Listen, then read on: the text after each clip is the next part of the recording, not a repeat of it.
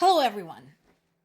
There is a big piece on the Guardian website today about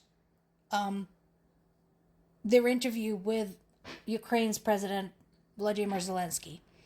One of the things that I do kind of like is that, the interview took place in the presidential palace in Kyiv, but the interviewer actually got to experience some of the wartime life because he did get to see the lights flicker and hear the sirens and hear the noise of the explosions and so on and so forth. And this is something a lot of people in Ukraine are very familiar with.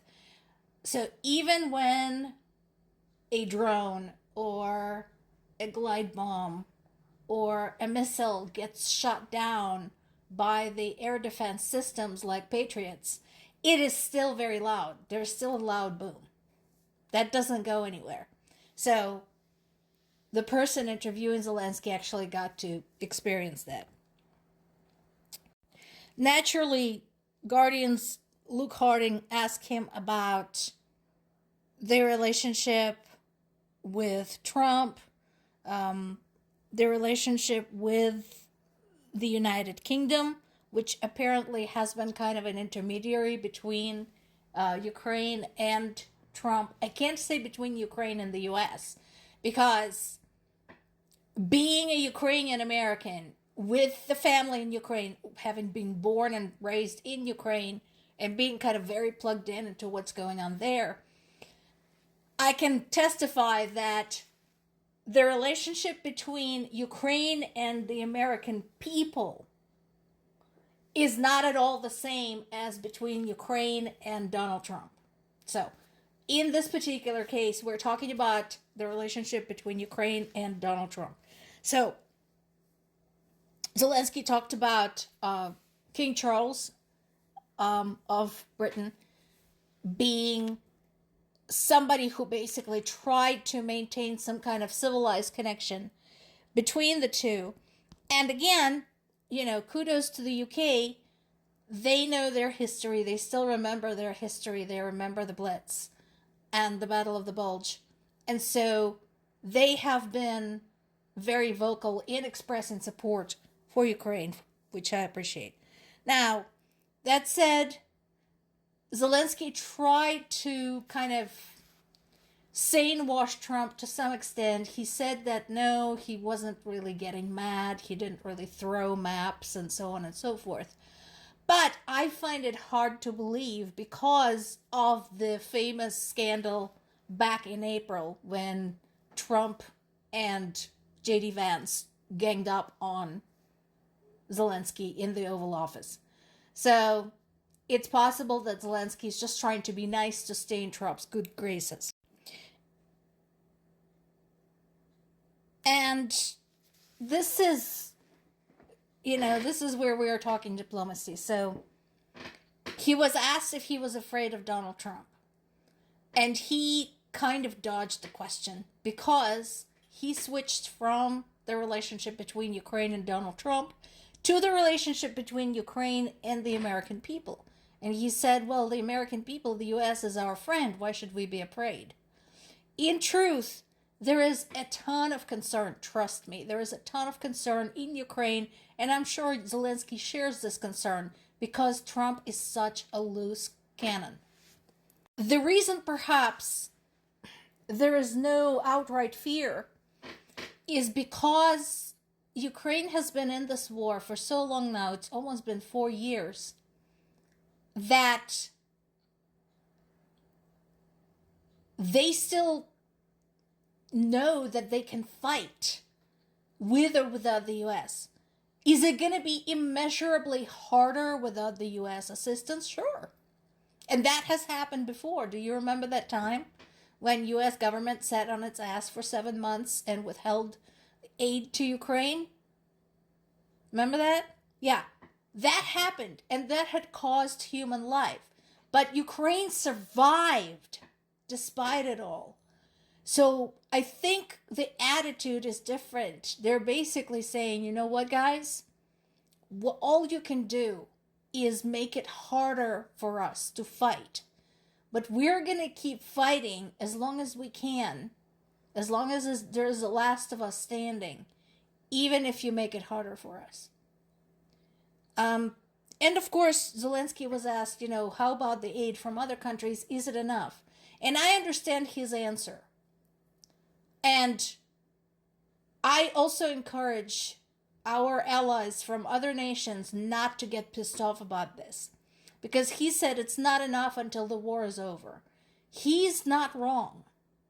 It doesn't mean that the aid is not appreciated. It is, trust me. It is so much appreciated. When I spoke to my parents yesterday, we talked about the collaborations Ukraine is currently having with Norway, with Denmark, with Sweden, with Germany. And my dad was like a little kid. He's like, do you have any idea what this means? This is amazing. So trust me, it is appreciated. But you guys have to understand, you don't have an invading army on your territory. You don't have your civilians murdered every single day. You don't have bombs whistling over your heads every single day. That's why it's not enough until the war is over. Thank you, our friends from the Czech Republic. So this is kind of fun. Czech people, this is not the Czech government. They raised enough money to build one Flamingo missile for Ukraine. And I know it seems pathetic, but I think it is also amazing. A Flamingo missile costs $756,700. So $750,000. It is a very powerful missile. It is something that Ukraine is looking at instead of the Tomahawk that Trump first dangled in front of them like a carrot and then yanked back.